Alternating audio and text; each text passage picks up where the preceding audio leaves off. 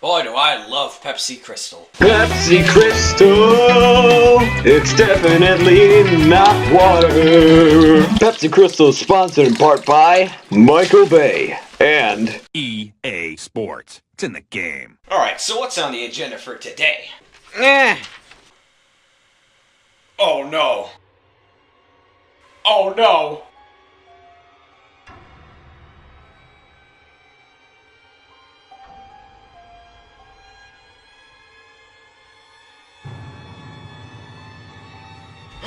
Oh no! Oh god, what has my life become? Wait, it's ruined.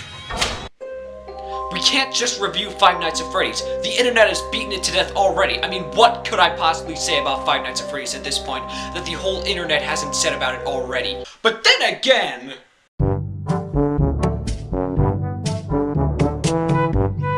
Okay, we're gonna review Five Nights at Freddy's now.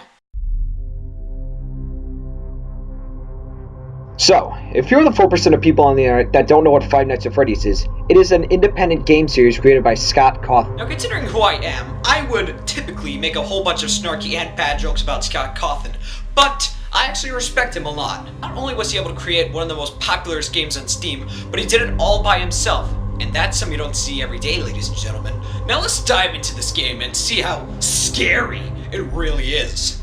Alright, to interrupt the video here for a second, if you have a bad habit with jump scares in general, then please don't watch this video because I don't want you to be uncomfortable with the jump scares. And this part isn't scripted, unfortunately. I just decided to put this into the last second before uploading this to YouTube, so I may be stuttering a bit. But if you have problems with jump scares, don't worry.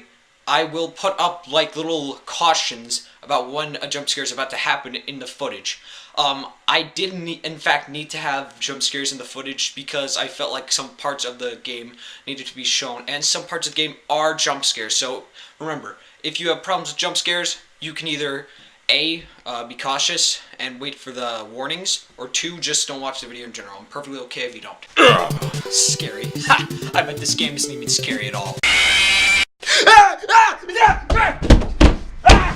Five Nights at Freddy's takes place in a pizzeria called Freddy Fazbear's Pizza, and the main attractions are the animatronics. And be honest here, if you went to one of these restaurants as a kid, you were at least creeped out by these things. No one can really explain why. These things are just creepy. But unfortunately at Freddy Fazbear's Pizza, when the moon rises and all the children are gone, the animatronics come to life and start roaming the building. Now this is where the gameplay comes in. You, as the new watchguard of this place, have to watch over all the rooms through the cameras, but soon, you'll get a call. Hello? Hello? I don't know why you say goodbye, I say hello. During the phone call, a pre-recorded message is left for you from the previous watchguard, and it'll tell you that if the animatronics get you, they'll forcefully stuff you inside an animatronic suit. They'll probably try to forcefully stuff you inside a Freddy Fazbear suit. Now that wouldn't be so bad if the suits themselves weren't filled with cross beams, wires, and animatronic devices, especially around the facial area. So you can imagine how having your head forcibly pressed inside one of those could cause a bit of discomfort and death. Now, if I was the guard in this situation, I would call my mom. Because, fun fact, moms are the real superhero. Anyway, soon the animatronics will start coming towards you in a blink of an eye, until eventually they'll be right outside your office door. Now, any rational person would just keep the doors closed all night, but there's one small problem with that. The power meter. But let me be frank here. Everything in this game requires power. Checking the camera uses power. Closing the door uses power. Using the lights uses power. And that fan. So, basically, to survive in this game, you need to be as conserving as Bill O'Reilly with your power. Because if you run out of power, this'll happen.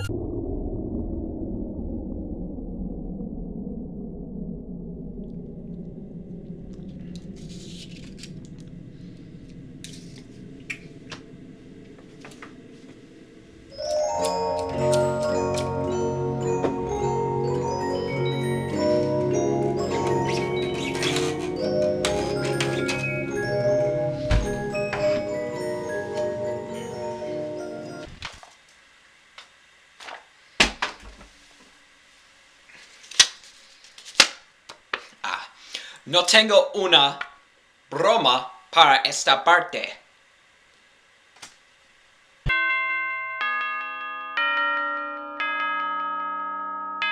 Finally, let's get the heck out of here. I mean, I survived one night of the Steam Swan. I'm gonna leave here while I'm still alive. So are you telling me that we come back to another night at this haunted pizzeria that has deadly animatronics that are out for your blood? That sounds logical.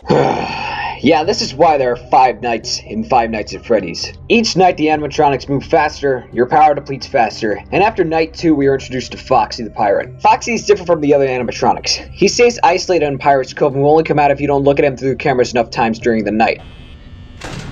Also, check on the curtain in Pirate Cove from time to time. The character in there seems unique and he becomes more active if the cameras remain off for long periods of time. I guess he doesn't like being watched. I don't know. Anyway, I'm sure you have everything under control. Talk to you soon.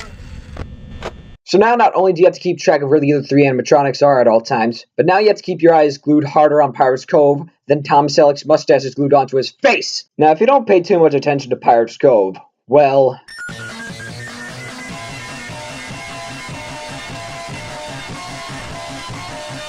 Anyways, not much else happens until the beginning of night 4 where Phone Guy leaves you a message where he gets killed by one of the animatronics in it. I always wondered what was in all those empty heads back there.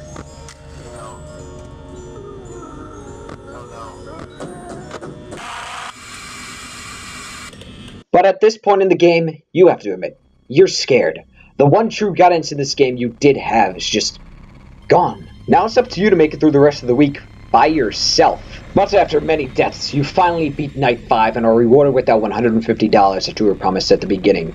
Which, you know what? At this point, really doesn't seem to matter anymore. But now that the 5 nights are finally over, guess what?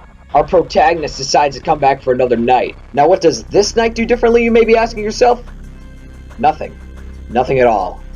Oh, except the fact that it's harder than Justin Bieber whenever he sees Selena Gomez. And what's after night 6? Custom night, where everyone ever tries to beat 20-20-20-20 mode. And you know what? To show how much of an amazing person I am, I'm gonna beat 20-20-20-20 mode right now. Watch.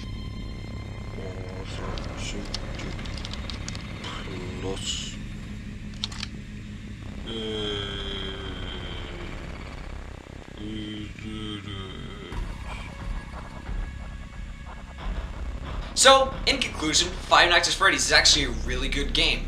Yes, it may be overrated in some people's eyes, but this is actually a really good game that you guys should definitely check out if you have $5 on Steam and you don't know what you want to buy with it. Now, I think I wanted to go over as much as I wanted for this game. I mean, sure, there are a lot of theories about the game's lore, and if I wanted to make a theory about the game's lore video, that would probably be twice as long as this video is going to be. But again, I do recommend this game if you're looking for a good scare. Although if you do have trouble with jump scares, you should probably get used to them in this game since there are a lot of them. But hey, at least that was the only game in the Five Nights at Freddy's series. I mean, we're definitely not missing anything at all, are we? Oh my god, I don't care!